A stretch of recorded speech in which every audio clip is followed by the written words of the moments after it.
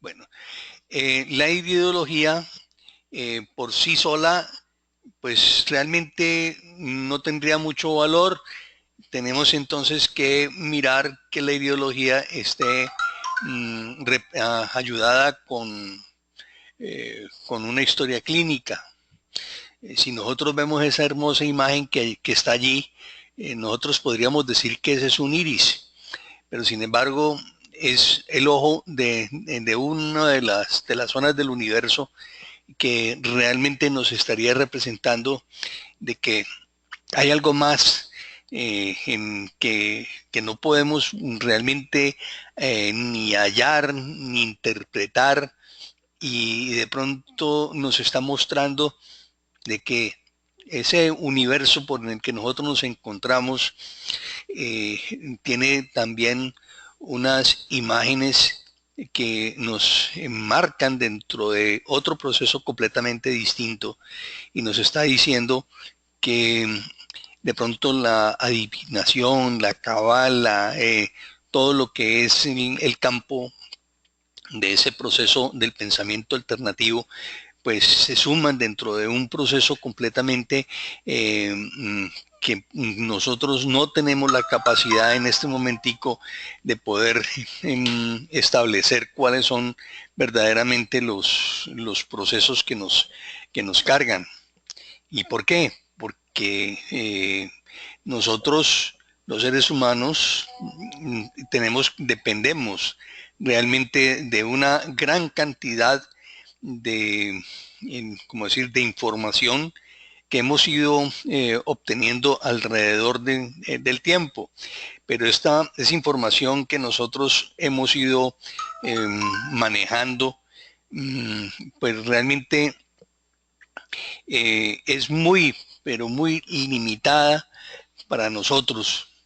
Y nosotros, cuando entramos a la ideología, pues tenemos que encontrarnos o nos vamos a encontrar con que esa historia de la ideología está relacionada precisamente con seres que si los vemos allí y que están prácticamente utilizando relojes, utilizando escafandras y utilizando alas, no eran prácticamente humanos, sino que eran seres que habían venido a nuestro planeta a cumplir alguna misión, y de ellos prácticamente dejaron una, como decir, una información muy importante, y esa información precisamente es la parte que corresponde a la ideología.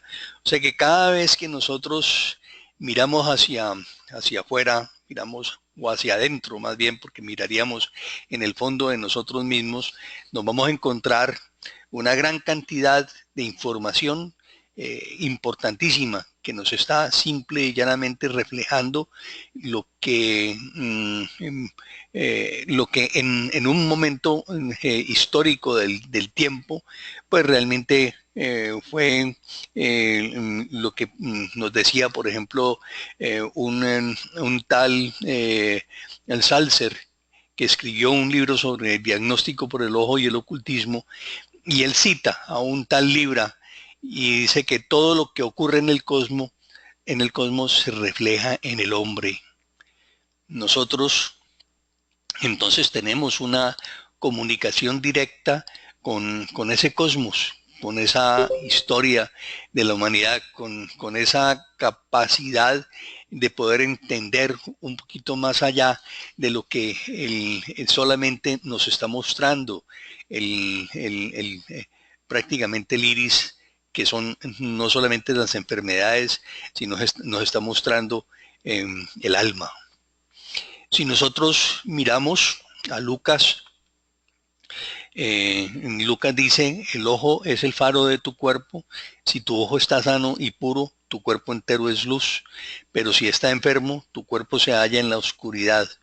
Cuando tu cuerpo entero contiene luz o está puro y ninguna parte de esta está en la oscuridad, todo en él es claro, como cuando la luz resplandece, te ilumina.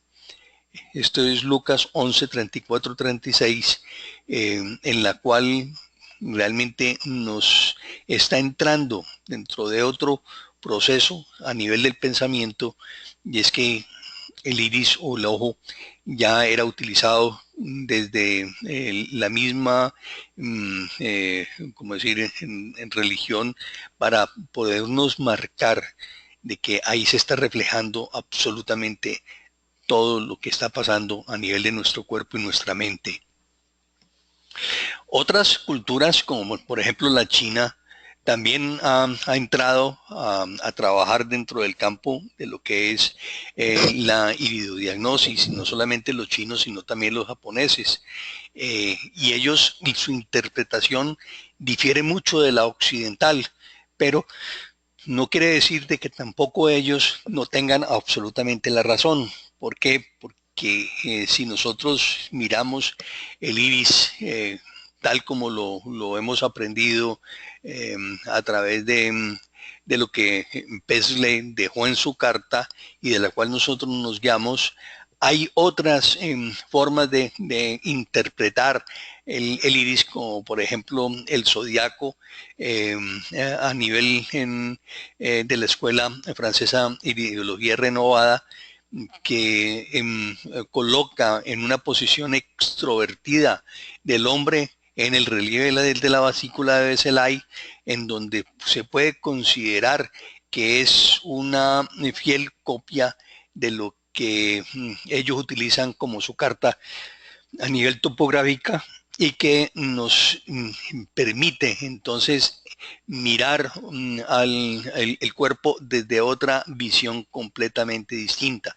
O sea que ellos estaría el cuerpo acostado completamente sobre su columna vertebral en lo que es la zona que corresponde al primer anillo, que es el anillo que nos permite realmente tener en contacto con el sistema digestivo, que luego lo vamos a ver claramente bien considerado, para que ustedes pues puedan tener una visión más clara. Cuando nosotros miramos ese primer anillo, pues siempre lo conocemos como la pupila. Entonces, ese borde o ese anillo donde está representada la pupila va a tener una información grandísima para el ser humano. O sea que si nosotros miramos, la nuestra sería una fase, la otra fase sería la de los franceses, y la tercera fase podría ser la de los japoneses y chinos, y estaríamos completando esa trilogía que está conectada en todas las filosofías del mundo, y que nos estaría mostrando otro proceso completamente distinto del pensamiento. Mm, Cuando nos metemos a mirar entonces dentro de una breve historia, eh, lo primero que nos encontramos es que hubo médicos en la antigüedad que estuvieron o trabajaron mucho con el campo de la medicina, y utilizaron precisamente el conocimiento de lo que era la iridología. El primero de ellos fue en Paisley, Pexley. eh, Fue un hombre, un médico nacido en Hungría. Él nació en una localidad, una ciudad llamada Everbar, muy cerca de Budapest, el 26 de enero de 1826.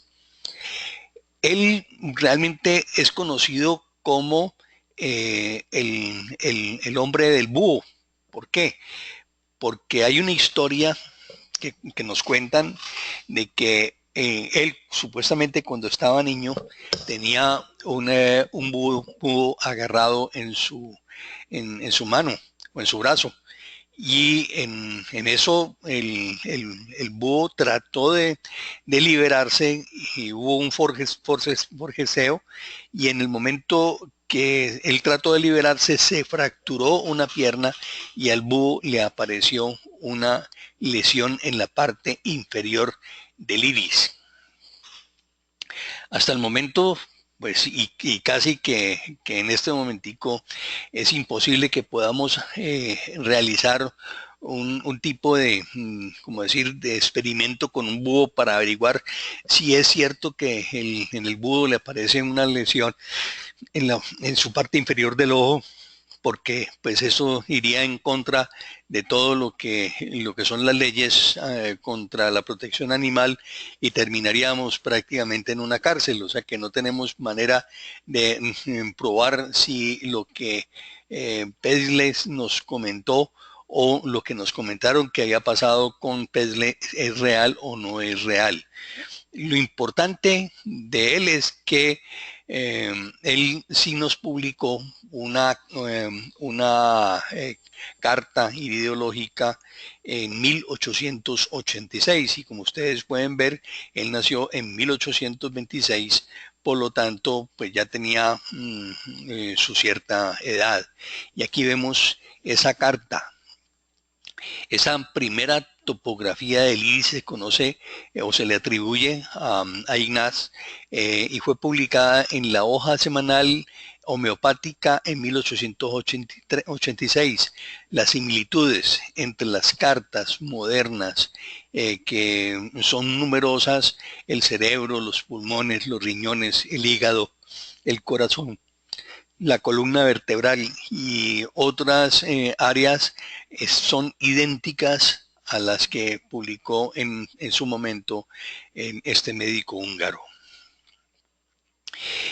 Si tenemos búho o no tenemos búho, o si él es real o no es real, en realidad nosotros poco nos debe importar. Lo importante que tenemos que darle es que él fue el primer autor de una carta y que esa carta fue lo que permitió empezar a entender esto como una, como decir, como eh, un apoyo hacia el diagnóstico.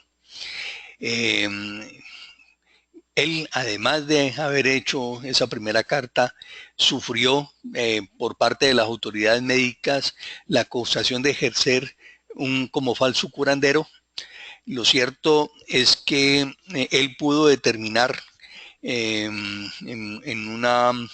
un médico alópata que lo acusaba de muchas enfermedades simplemente observando con sus ojos, con lo cual lo dejó sorprendido a su acusador, quien tuvo que retirar la denuncia de fraude. Quizás por esta razón y para poder trabajar más tranquilamente, él empezó a estudiar medicina y a los 36 años se graduó en la oficina, en la Facultad de Medicina de Viena y se licenció en el año de 1867.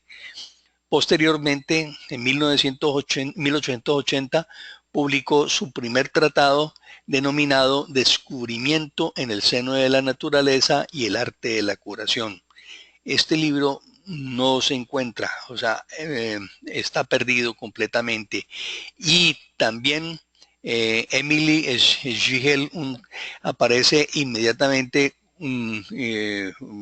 detrás de él con otro libro llamado El diagnóstico por el ojo según Pesley. Ambos libros no se encuentran. Unos más o menos 20 años más tarde, Neil Liquens observa que utilizando una cantidad de quinina porque había tenido fiebres, él empezó a notar que había cambios completamente en la estructura a nivel del iris, de su iris. Y entonces empezó a notar los cambios que él podía observar y esto, como si nosotros pues realmente miramos que en la parte que corresponde a Europa, pues la cantidad de pacientes o personas que tienen los ojos azul pues son muy aumentados y por lo tanto empieza a publicar a manera de tratado como decir, unas crónicas que él la llamó las heterocromías del iris, y el libro con que publicó fue Om o Genome Diagnosem. Cuando Paisley se enteró de esa aparición, de esa obra, pensó que este hombre había copiado su sistema, pero lo cierto es que los campos de investigación que ambos tomaron eran completamente distintos, pero sin embargo complementarios. Desde siempre entonces, las escuelas a nivel europeas han sido las que más han brindado información con respecto a lo que son el diagnóstico a través del iris, o por lo menos en el siglo pasado. La iridología empezó a ser utilizada dentro de lo que fueron los primeros médicos naturistas, y esto conllevó realmente a que empezara a presentarse una cierta, como decir, rechazo por cuenta de lo que era la medicina alopática en su momento, y, y realmente empezaron a causar una gran cantidad de procesos en contra de los médicos que utilizaban este tipo de tratamiento, o perdón, de forma diagnóstica. Otros ideólogos posteriores a él fue como Emil Schlegel. Emil Schlegel fue un hombre que vivió también en Europa, vivía. Él había nacido en un hogar bastante pobre, pero el padre de él quería que él pues realmente tuviera, como se dice, una carrera adecuada, que quería que fuera químico, y él se convirtió en un homeópata de renombre, utilizando la iridología como su forma de diagnóstico. Fue uno de los hombres más certeros en su momento con los diagnósticos, y esto pues realmente ha sido uno de los prohombres de lo que es la iridología. Otros, por ejemplo, Henry Lindenhart, también León Vanier, Gilberto Yausas, que es el que empezó con la iridología a nivel renovada, han permitido entonces mirar completamente una visión distinta. Linderham no fue un buen homeópata y iridólogo, sino que él fue más allá que esto, o sea, empezó a trabajar desde la parte de la psicología, y empezó prácticamente con una topografía.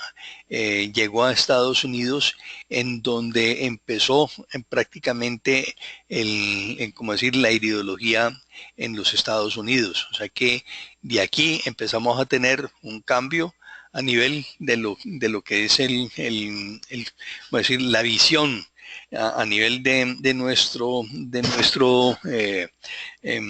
continente, y que inició. De ahí en adelante se inicia esa escuela norteamericana con pioneros como Peter Johans. Publicó los primeros libros en inglés, y los tradujo del alemán. Henry Edward Lamb, que se cambió el nombre y empezó prácticamente a trabajar en Illinois. También a principios del siglo XX, en Estados Unidos, las corrientes renovadoras de la medicina empezaron con el doctor King y sus discípulos más directos, que fueron Henry Lindenhart, y la mayoría de los otros, que fueron Merline, Casley, Chrysler, Collin, Hunter y Bernard Jensen. Quizás fue el más conocido y el más importante que ha existido dentro de los Estados Unidos y que él empezó prácticamente a abrir una escuela nueva en Norteamérica. Esto, Bernard Jensen era un doctor en quiropraxia, fue un autor de muchos libros en el tema a nivel de la iridología y es quizás uno de los más conocidos a nivel mundial. Casi todas las cartas que en este momentico hay en nuestro medio se apoyan en él. O sea, es una de las personas más importantes. El doctor Jensen eh, se encuentra o se encontraba prácticamente en un rancho en el valle en Escondido, California. Ahí realizó su primer libro y fue durante muchos años el texto más importante en la literatura castellana que enseñaba precisamente la iridología. Hace muy pocos años entonces se publicó una obra magna de iridología con multitud de casos clínicos y fotografías que representan prácticamente la sumatoria de toda su obra y esto es muy importante porque por más de que él haya fallecido en el 2002, fundó la Bernal Jensen Internacional dedicada a difundir la iridología por el resto de las enseñanzas a través de charlas, cursillos, seminarios por todo el mundo. En Francia se desarrolló también los primeros impulsores que fueron Léon Vanier, famoso miembro de la Sociedad Homeopática Francesa y autor de numerosos libros que dieron prácticamente la apertura para que personas como Gilbert Jausas y el profesor René Bourdieu, quien desarrollaron un mapa iridológico diferente del tradicional, tanto los libros del primero como los de Bourdieu fueron especialmente merecen un estudio profundo, ya que tienen una aproximación interesante dentro de la medicina científica. También otros países han desarrollado la iridología. En Australia, por ejemplo, Janssen y el doctor Dorothy Hall, un autor sudafricano, Alfred Condington, llegó a sistematizar el hipotético mapa de localización en los diferentes núcleos cerebrales de la zona del superior del iris y esto fue publicado en el libro de iridología. En la Unión Soviética, el neurólogo Eugenio Belkouer, profesor de la Universidad de Patricio Lumumba en Moscú, ha sido uno de los pioneros al estudio de la iridología en los países del este europeo. A este se debe uno de los pocos textos de iridología que han contribuido a la enseñanza de la iridología en el ámbito de la medicina ortodoxa. Ha sido utilizado, sin embargo, y desarrollado por Jensen por el bien a nivel de todos los médicos de Rusia,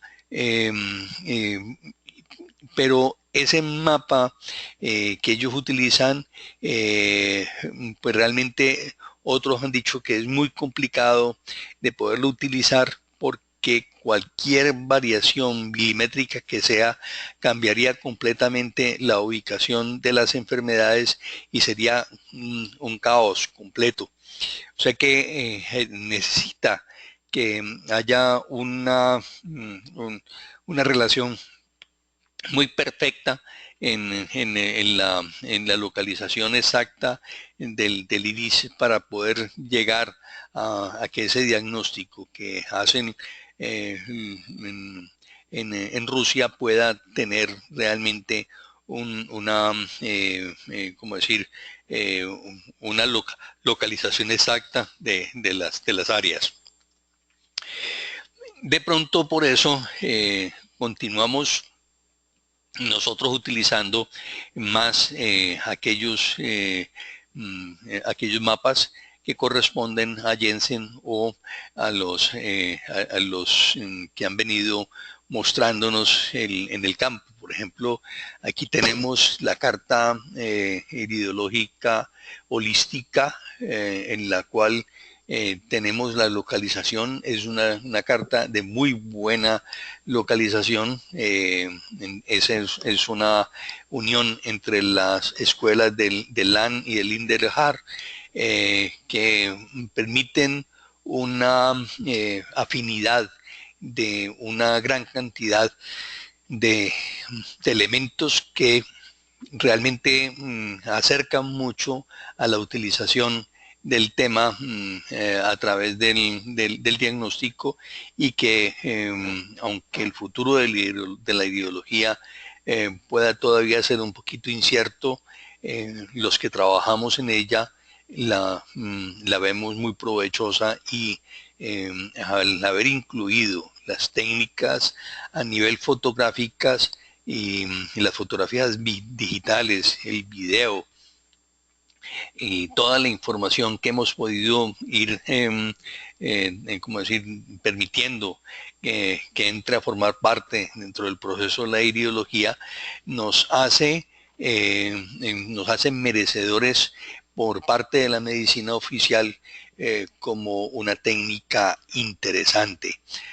Algunos médicos cuando ven el iris, cuando empiezan a entender un poquito con respecto al iris, ya lo miran con otra visión completamente distinta y espero que ustedes en este momentico también tengan la misma posición. Aquí vemos un mapa realizado por el doctor Flavio Gaxola, que es muy bueno, pero sin embargo muy complicado de poder aplicarlo en los pacientes precisamente por la misma razón.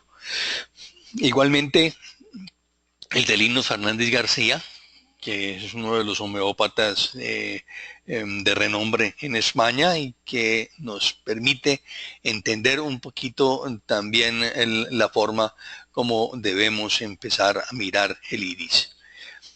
Cuando ya vemos como decir, este preludio que nos abre las puertas hacia la ideología, nosotros tenemos entonces que empezar a mirar cómo vamos a desarrollar todo el proceso que va a empezar a mirar o a mostrarnos los diferentes procesos que tienen que darse a través de él. Y vamos a empezar en la próxima clase a entender la anatomía y de aquí nos vamos a ver las estructuras del iris, vamos a mirar lo que son los cortes transversos, la vascularización, la inervación, vamos a ver algo de embriología, las conexiones del ojo con el cerebro, a ver lo que es el homúnculo de Penfield y todo lo que son las bases embriológicas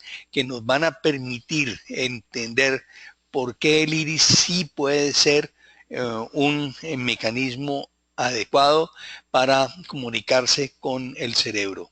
Esto lo vamos entonces a ver desde el día de mañana.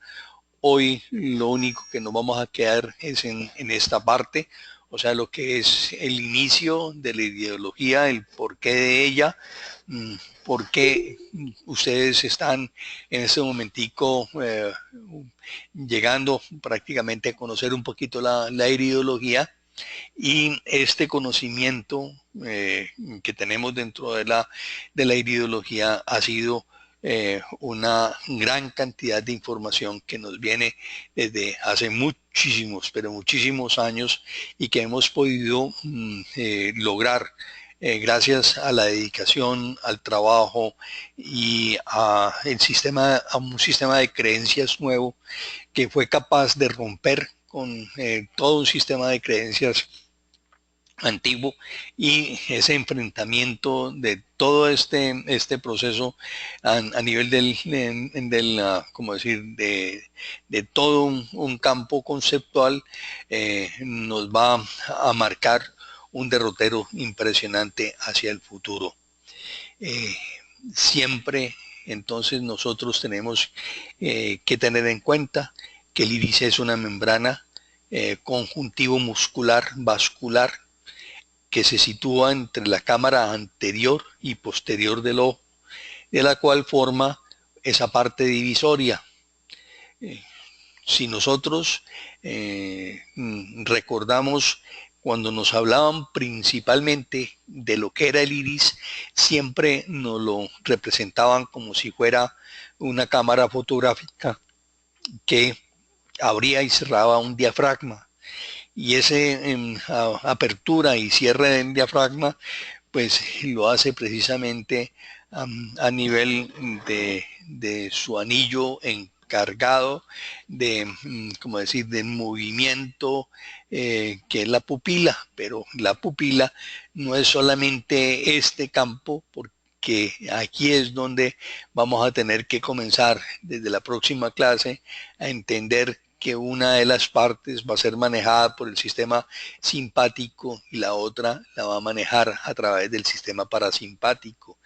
Y estos dos tipos de procesos que se encuentran dentro de esa parte anatómica del iris es la que nos va a brindar el conocimiento de cómo se encuentra el sistema nervioso central. Con solo ver el iris nos podemos entonces empezar a mirar y a comprobar que el iris sí refleja prácticamente el reflejo del alma. Bueno, yo quiero abrir los micrófonos, quiero saber si hay alguna pregunta. Hasta el momento abro para todos y si alguno tiene alguna pregunta, por favor, realícela.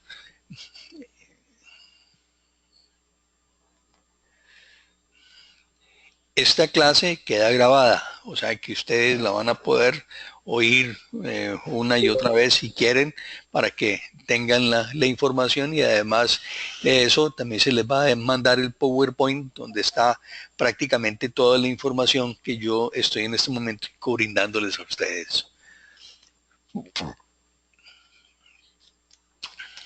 ¿Alguna pregunta? ¿Ninguna? Creo que Leonardo, Pedro Antonio me gira la cabeza como quien dice, no tengo ninguna pregunta. Bueno, de todas maneras, a ver, es importante que si hay alguna pregunta la hagan, no se preocupen de que lo vayan a juzgar mal porque me hicieron una pregunta que de pronto no venía como decir, en el momento, pero lo importante es que ustedes le pierdan el miedo a hacer preguntas para que podamos entonces ir creciendo a través del tiempo. Bueno, entonces, sí, adelante. ¿Hay algún equipo, doctor, para uno poder hacer una cámara, hacer un diagnóstico? Sí, claro. Leonardo les puede comunicar a ustedes y de hecho vamos a mirar precisamente un aparato que les permite a ustedes tomar la fotografía y hacer el diagnóstico con un programa de computador que está, mejor dicho, listo para utilizar la imagen del iris, tal como la vamos a ir viendo a través del tiempo. Yo les voy a mostrar todo eso, tranquilos, o sea, no se preocupen que eso va, creo que va incluido dentro dentro del curso, o sea que hay que hablar con Leonardo con respecto a esto. Hasta el momento yo estoy casi que seguro que casi todas las personas que se inscriben tienen derecho a este tipo de programa. Entonces, pues ya Leonardo se encargará de resolver claramente esto, pero yo le digo que sí. Y es un excelente programa, es una excelente cámara, tiene muy buena resolución y por lo tanto te va a permitir tomar la imagen del iris y hacer tu diagnóstico adecuado. Leonardo me dice acá que dice yo voy a enviar toda la información, o sea que él les va a estar mandando toda la información con respecto a las cámaras para que ustedes puedan tener desde el mismo momento en que iniciamos este curso en el día de hoy, para que ustedes pues realmente puedan acceder a toda ella. Está bien, doctor. Con mucho gusto, Pedro Antonio.